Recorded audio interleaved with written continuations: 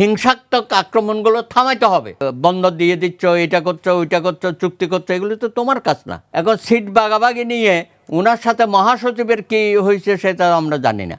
উনি এলডিপি ছাতা মার্কা নিয়ে করতো, মহাসচিবও করতো, তো উনি ওনার মহাসচিবকে ধরে রাখতে পারেন নাই কেন? সেটা আরেকজন আছে সেলিম, সেও একটা এলডিপি করে বসেছিল।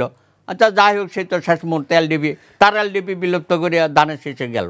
তো তুমি ছাতা নিয়ে করতা, অথবা যদি তুমি এর সামলাইতে না পারো রেদওয়ান সাহেবকে, ঠিক আছে, রেদওয়ান সাহেব তার নিজস্ব তার স্ট্যান্ডটা নিয়েছে, তুমি কেন আবার গিয়ে জামাতের অনুষ্ঠানের শেষ পর্যায়ে চলে এসেছে? এটা আমার কাছে অবিশ্বাস্য মনে হয়।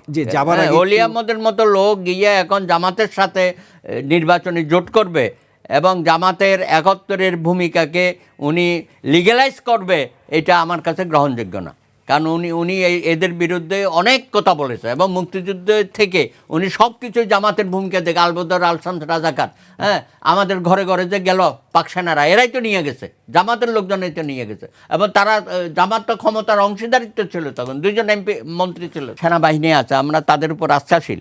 আমরা আশা করব যে অতীতের মতো না, সেনাবাহিনী বিগত দিনে আওয়ামী লীগের আমলে যা করেছে এগুলো গ্রহণযোগ্য ছিল না।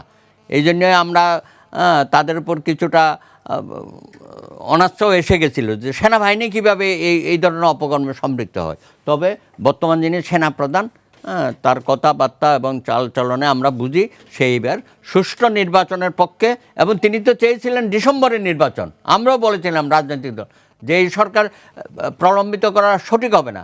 আসলে তো কিছুই করতে পারে নাই অশ্বডিম্ব ছাড়া 17 মাসে। আমাদের অর্থনীতিকে পঙ্গু ছিল, সেটাকে উদ্ধার করতে পেরেছে। আইনশৃঙ্খলা বাহিনী কিছুটা হয়তো করেছে, আরও করতে হবে তাদেরকে। তাদের মূল দায়িত্ব হচ্ছে একটা সুষ্ঠু নির্বাচনের মাধ্যমে গণতান্ত্রিক সরকারের হাতে ক্ষমতা হস্তান্তর করে সসম্মানে বিদায় নেব। সেই জন্য আমরা অপেক্ষা করছি যে আপাতত তুমি 12 তারিখেরকে কেন্দ্র করে যা কিছু করণীয় তাই করো, আর বড় কাজে তোমাদের হাত দেওয়ার দরকার নাই। এই তুমি এই বন্দর দিয়ে দিচ্ছ, এটা করছো, ওইটা করছো, চুক্তি করছো, এগুলো তো তোমার কাজ না।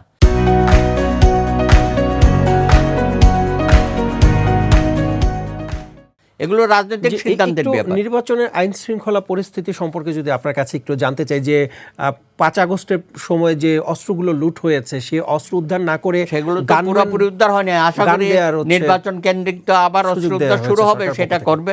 তো আমার মনে হয় ইতিমধ্যে যে সমস্ত ব্যবস্থা গ্রহণ করেছে, সেটার প্রতি নজর দেওয়া উচিত, সকলেরই নজর দেওয়া উচিত। যারা যে দায়িত্বে আছেন সেখান থেকে আপনারা রাষ্ট্রের মধ্যে একটা শান্তি শৃঙ্খলা, শান্তিপূর্ণ পরিবেশ ফিরে আসেন, মানুষের মনে যেন স্বস্তি ফিরে আসে, জানমালের যেন ক্ষতি না হয়, এবং যে কোনো আক্রমণগুলো, হিংসাত্মক আক্রমণগুলো থামাইতে হবে। আক্রমণ হওয়ার পরে গিয়ে আপনি কান্নাকাটি করে আরে সরকারের কাছকে বিবৃতি দেব, আমরা রাজনৈতিক দল বিবৃতি দিই, সরকারও দেখি এখন বিবৃতি দেওয়া শুরু করেছে।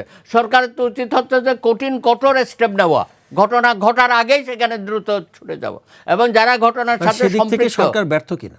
পুরোপুরি ব্যর্থ। এবং এই ঘটনার সাথে পেছনে যারা যোগানদাতা, তাদের বিরুদ্ধে ব্যবস্থা নিতে হবে। সুতরাং এগুলো না করলে পরে আমরা যেই তিমিরে ছিলাম সেই তিমিরেই থাকবে। আশা করি সরকার বিষয় নিয়ে একটু জানতে চাই যে এই যে আপনি যেটা বলছেন যে সরকারের কাছকে শুধু বিবৃতি দেয়া, তাদের কাজ যথাসময় অ্যাকশনে যাব, কিন্তু প্রথম আলো এবং ডেইলি স্টার 12 ঘন্টারও বেশি সময় যখন মিছিল নিয়ে যাচ্ছে শাহবাগ থেকে, তখন সময় ছিল না? তখন কেন ওখানে আইনশৃঙ্খলা বাহিনীর দ্রুততম সময়ে যায় নাই? একটার পর একটা ঘটনা ঘটছে, ওনারা থামসা দেখতেছে। এগুলো তো হইতে পারে না। আবার ঘটনা ঘটার পরে উনি কান্নাকাটি করতেছে প্রধান উপদেষ্টা। এগুলো তো ওইসব মায়া কান্না করে তো লাভ নাই। আপনি তো পুরোপুরি ব্যর্থ হয়েছেন। এই সমস্ত সংগঠনের উপর আক্রমণকে আপনি সঠিকভাবে করতে পারেন, রক্ষা করতে পারেন নাই। সুতরাং আমি মনে করব শুধু প্রতিষ্ঠান না, যে কোনো ব্যক্তির উপর হামলা, সে যেই দলেরই হোক, যে মতেরই হোক, যে পথেরই হোক, কোনো হত্যাকাণ্ড যেন বাংলাদেশে আর না হয়। হিন্দু, মুসলিম, বৌদ্ধ, খ্রিস্টান, সকলের, আদিবাসী, সকলেরই সমান অধিকার আছে রাষ্ট্রের সুরক্ষা পাওয়া, সেটা আমরা চাই।